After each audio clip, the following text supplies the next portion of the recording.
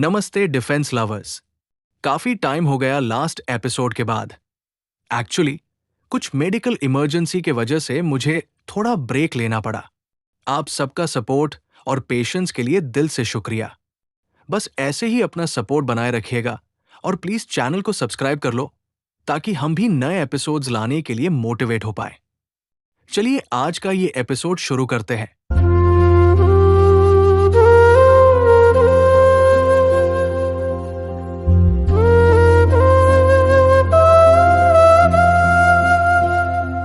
जय Hind everyone. Welcome to a fresh episode of defact world. Asia का सबसे बड़ा एयर शो एरो इंडिया 2025, जो 10 फरवरी से 14 फरवरी तक भारत के मिनिस्ट्री ऑफ डिफेंस के डिफेंस एग्जीबिशन ऑर्गेनाइजेशन विंग के द्वारा बैंगलोर में ऑर्गेनाइज किया गया था। एयर शो के दौरान एचएल और मिनिस्ट्री ऑफ डिफेंस के साथ कई बड़ी डील्स भी साइन हुए और टेडबीएफ एमका के साथ साथ तेजस को लेकर भी इंपॉर्टेंट अनाउंसमेंट्स हुए, जिसके बारे में हम वीडियो में आगे डिस्कस करेंगे। बट सबसे पहले बात करते हैं एरो इंडिया 2025 के लास्ट मिनट एंट्री वाले एक ऐसे पावरफुल एयरक्राफ्ट की, जो इतना वॉरहेड्स कैरी कर सकता है कि सिर्फ एक एयरक्राफ्ट ही पूरे मिलिट्री बेस और डिस्ट्रिक्ट को तबाह कर सकता है।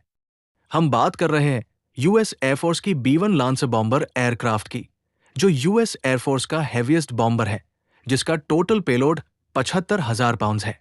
इसमें जनरल इलेक्ट्रिक के F101 के 4 इंजन लगे हुए हैं, जिससे ये 7,600 किलोमीटर के लॉन्ग रेंज ऑपरेशंस को परफॉर्म करता है। इसके एंट्री से एक डिस्कशन ने काफी स्पीड पकड़ लिया है, जो कि इंडिया के फ्यूचर में हैवी बॉम्बर कैपेबिलिटीज के इंडक्शन के लेकर हो सकती है, जिसके लिए ऑलरेडी रशिया ने भी अपने TU-160 बॉम्बर को ऑफर किया है। यहां यह देखा जा सकता है दोनों अमेरिका और रशिया अपने बेस्ट फाइटर जेट्स और बॉम्बर्स इंडिया को पिच करने में लगे हुए हैं। अमेरिका अपने F-35 और B1 bomber and Russia Su-57 और TU-160 बॉम्बर को लेकर इंडियन एयरफोर्स को अपने बेस्ट ऑफर्स के साथ अप्रोच कर रहे हैं। अब देखना यह होगा कि एयरफोर्स और डिफेंस मिनिस्ट्री क्या करती है। बाकी यूएस ऑफिशियल्स के अनुसार ये इंडिया और यूएस के स्ट्रैटेजिक रिलेशंस को और स्ट्रॉन्ग करने में भी मदद करेगा। अभी तक तो भारत की ओर से कोई भी ऑफिशियल स्टेटमेंट नहीं आया था, बट फाइनली भारतीय विदेश मंत्रालय की तरफ से इसको लेकर यह कंफर्म किया गया कि भारत और अमेरिका के जॉइंट स्टेटमेंट में इस बात को मेंशन किया गया है कि अमेरिका भारत के लिए अपने 5th जनरेशन फाइटर्स को रिलीज करने के लिए अपनी पॉलिसीज को रिव्यू कर रहा है, और साथ ही साथ प्रेसिडेंट ट्रंप ने भी F-35 के ऑफर का रेफरेंस दिया है। लेकिन भारतीय विदेश मंत्रालय के प्रवक्ता की ओर से यह स्पष्ट किया गया है कि अभी तक भारत की तरफ से 5th जनरेशन एयरक्राफ्ट्स की एक्विजिशन के लिए प्रोसेस को औपचारिक रूप से इनिशिएट नहीं किया गया है। कुछ मीडिया रिपोर्ट से ऐसी भी खबर आ रही है कि टाटा एडवांस सिस्टम्स और यूएस के लॉकहेड मार्टिन में F-21 के जॉइंट प्रोडक्शन को लेकर भी एक डील साइन हो सकती है, जिसमें F-21 जेट्स को टाटा द्वारा अब मेक इन इंडिया के अंडर भारत में को-प्रोड्यूस किया जाएगा, जो ऑलरेडी C-130 एयरक्राफ्ट्स को प्रोड्यूस कर रहा है। अगर ऐसा होता है तो ये भारत में एम्प्लॉयमेंट के नए ऑप्शंस के साथ साथ फ्यूचर डिफेंस टेक्नोलॉजीज को भी डेवलप करने में मदद करेगा। अब बात करते हैं एरो इंडिया 2025 के उन खास अनाउंसमेंट्स की जिसके लिए हम सब काफी समय से इंतजार कर रहे थे। जी हां, हम बात करने वाले हैं एमका और टेडबीएफ को लेकर जो न्यूज सामने आई है उसके बारे में।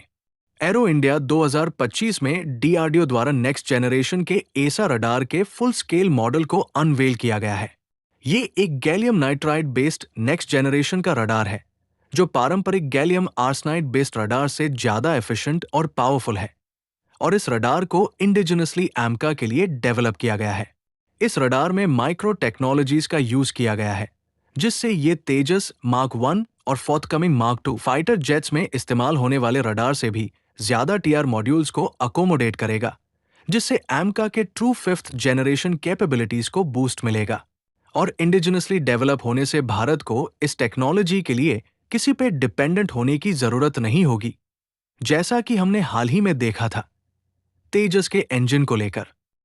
एमका के रडार के साथ साथ डीआरडीओ द्वारा सुखोई 30 MKI के नए विरूपाक्ष एसा रडार को भी अनवेल किया गया है। ये एक मैसिव एसा रडार है जो स्पेसिफिकली सू-30 एयरक्राफ्ट के लिए डिजाइन किया गया है, जिसमें 2400 टीआर मॉड्यूल्स के साथ गैलियम नाइट्राइड बेस्ड टेक्नोलॉजी का भी यूज किया गया है, जो जाना जाता है अपने सुपीरियर एफिशिएंसी, पावर हैंडलिंग और थर्मल परफॉर्मेंस के लिए। और एमका में भी इसी गैलियम नाइट्राइड बेस्ड टेक्नोलॉजी का यूज किया जा रहा है। इस नए रडार से सुखोई की डिटेक्शन रेंज बढ़कर 300 से 400 किलोमीटर तक हो जाएगी। इन रडार्स के डेवलपमेंट से इंडियन एयरफोर्स के बियॉन्ड विजुअल रेंज कैपेबिलिटी, जो अभी के टाइम में फाइटर्स एयरक्राफ्ट्स के लिए सबसे इंपॉर्टेंट एस्पेक्ट है, उसको बूस्ट मिलेगा और हमारे फाइटर पायलट्स अपने दुश्मन के दिखाई देने से पहले ही उन्हें डिटेक्ट करके प्रॉपर काउंटर मेजर्स को एक्सिक्यूट कर पाएंगे। एरो इंडिया 2025 में सिर्फ एयरफोर्स ही नहीं, बल्कि एयरफोर्स के साथ साथ नेवी के लिए भी न्यूज आई है। डीआरडीओ ने एरो इंडिया में कलवरी क्लास सबमरीन्स के लिए अपने newly designed heavy weight torpedo को भी शोकेस किया था, जिसकी ऑपरेशनल रेंज 50 किलोमीटर है और 50 नॉट्स की स्पीड के साथ ये सरफेस और सब सरफेस दोनों टाइप के टारगेट्स को स्ट्राइक करने की कैपेबिलिटी रखता है।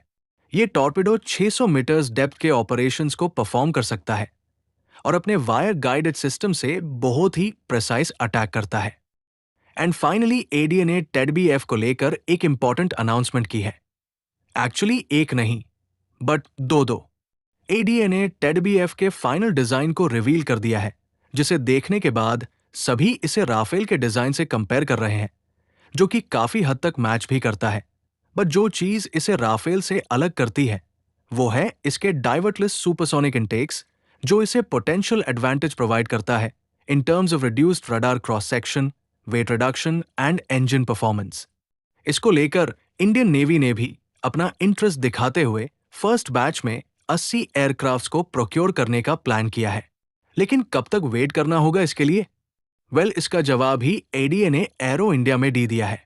एडीए ने यह कंफर्म किया है कि 2027 तक टेडबीएफ की फाइनल डिजाइन को नेवी और सीसीएस का अप्रूवल मिलने के बाद फुल स्केल डेवलपमेंट और प्रोटोटाइप कंस्ट्रक्शन स्टार्ट हो सकता है, ऑन कंडीशन कि 2027 तक नेवी और सीसीएस अपने फाइनल डिजाइन को अप्रूव कर दे।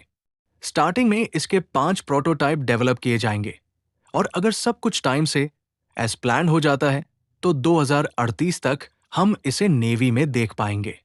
बाकी अगर आप टेडबीएफ और आईएनएस विशाल के प्रोजेक्ट के बारे में और जानना चाहते हैं तो इस पे ऑलरेडी एक वीडियो हमारे चैनल पे अवेलेबल है, जिसका लिंक आपको डिस्क्रिप्शन में मिल जाएगा।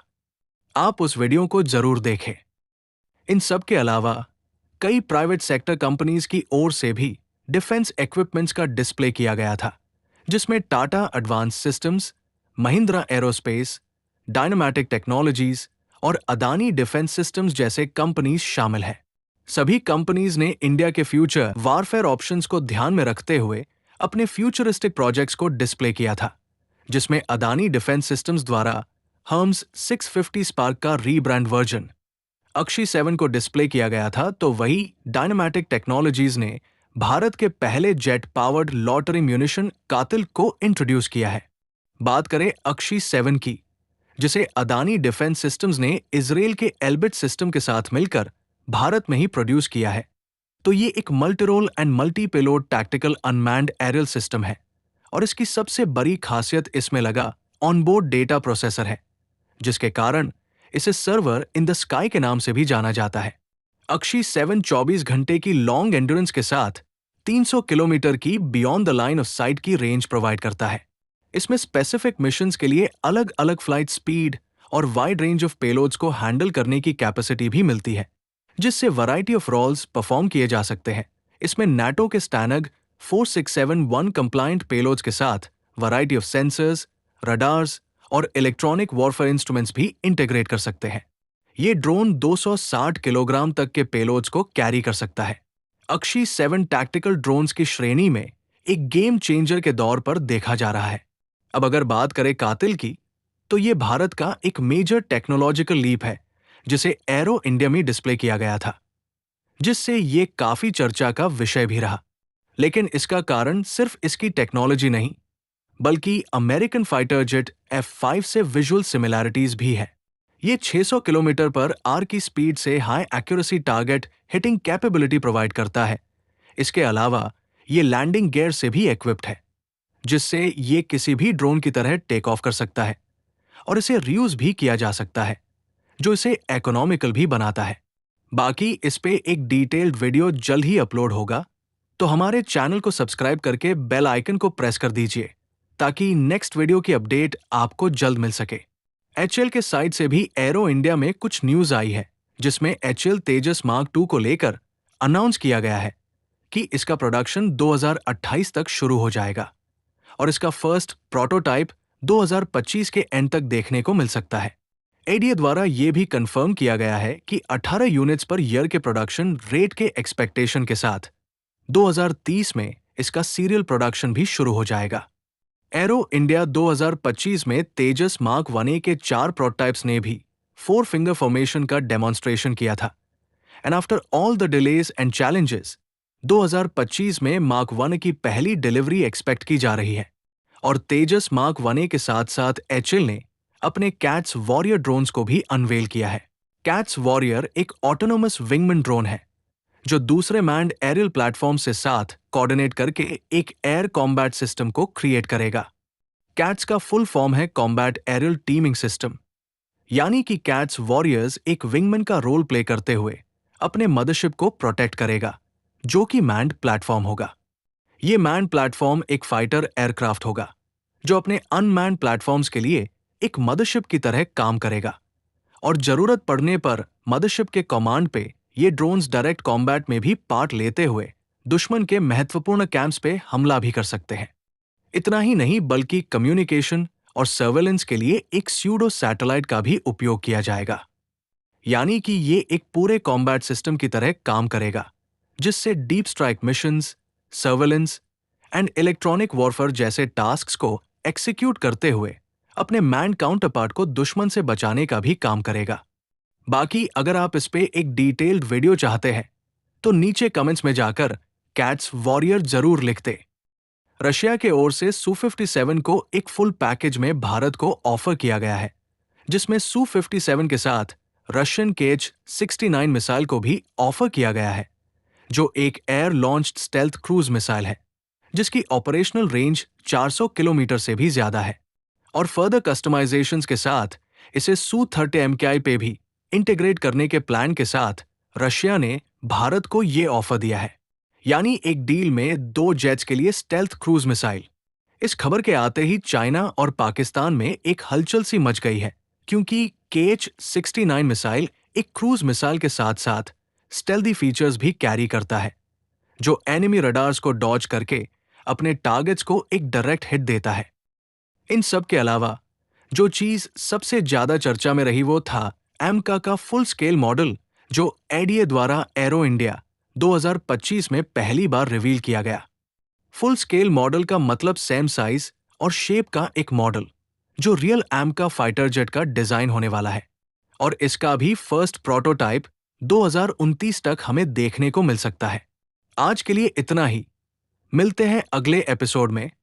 तब तक के लिए जय हिंद, वंदे मातरम।